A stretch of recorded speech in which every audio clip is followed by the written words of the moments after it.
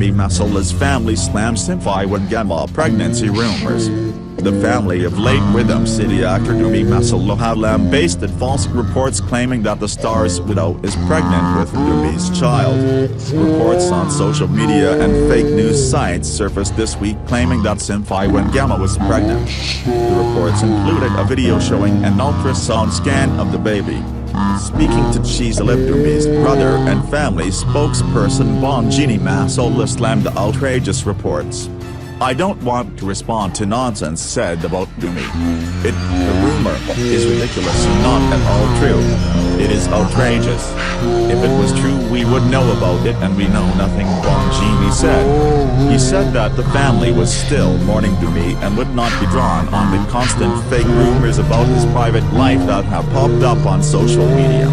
"We don't pay attention to what is being said about Dumi on social media, especially when they are rumors. We don't speak in rumors. We knew Dumi and we know what is true and what is not," he said. Dumi was shot on August 2nd during an attempted hijacking in Tembisa. The star was with a friend when a black Jeep approached his car. A man opened fire as the star tried to drive off. Dumi was shot once and drove himself halfway to hospital where he was taken into surgery and later